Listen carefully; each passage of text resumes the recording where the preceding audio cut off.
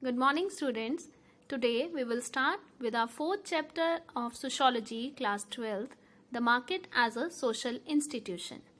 In this session, we will cover the following topics: sociological perspective on market and the economy, meaning and definition of market, modern market economy, and sociological perspective of market. So let us start with our first topic. We all are familiar with the word market. We normally think of markets as places where things are bought and sold, such as fruits and vegetables, grocery, clothes, etc. Sometimes weekly markets are held in cities, and in villages markets are held quarterly or annually. In another sense, market refer to an area or category of trade or business, such as the car market or the cloth market.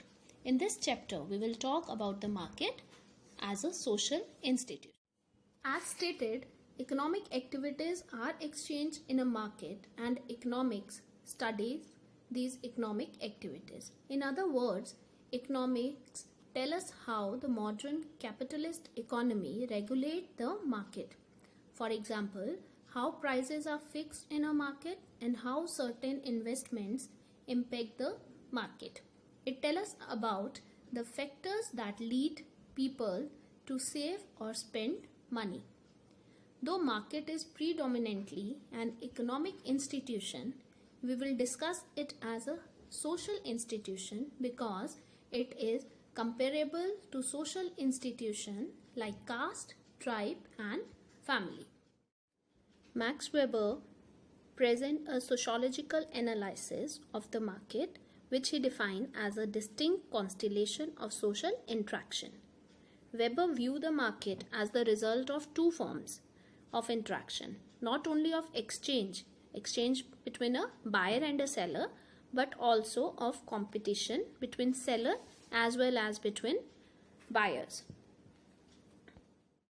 So, market is a situation where through the medium of money, transactions of buying and selling of things are decided between the buyers and sellers. Such markets situation can be local, regional, national, or international. The most famous of the early political economists was Adam Smith, who in his book The Wealth of Nations tried to explain the market economy that was just emerging at that time.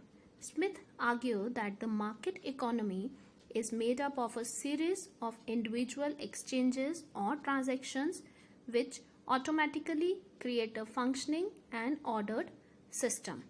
This happened despite the fact that none of the individuals involved in the millions of transactions had intended to create a system.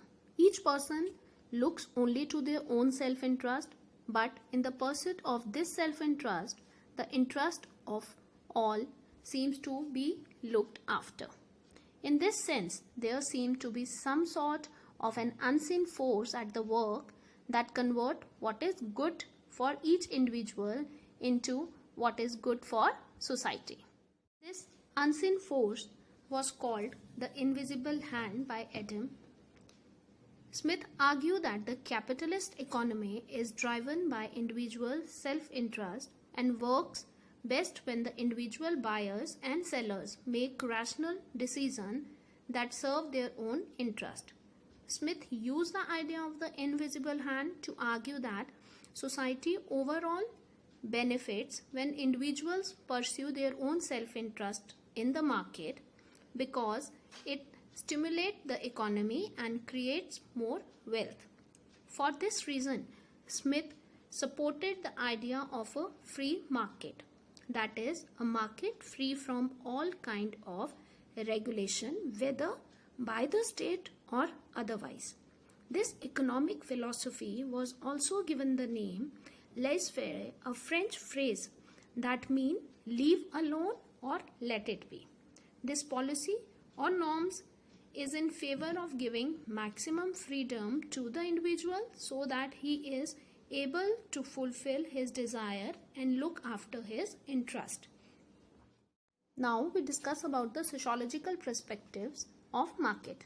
Modern economics developed from the idea of early thinkers such as Adam and is based on the idea that the economy can be studied as a separate part of society which operates according to its own laws and leave out the larger social or political context in the market operate.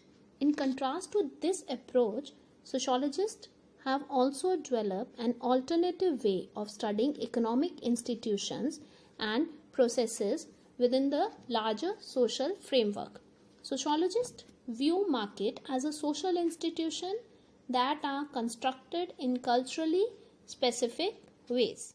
For instance, markets are often controlled or organized by particular social groups or classes and have specific connections to other institutions, social processes and structures.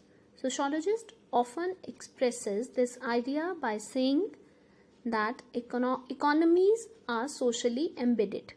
This is illustrated by two examples, one of a weekly tribal hut and the other of a traditional business groups and its trading network in colonial India. That's it for today's session, students. So tomorrow we will study weekly tribal market, colonialism and weekly market in Bastar district. Till then, take care. Goodbye.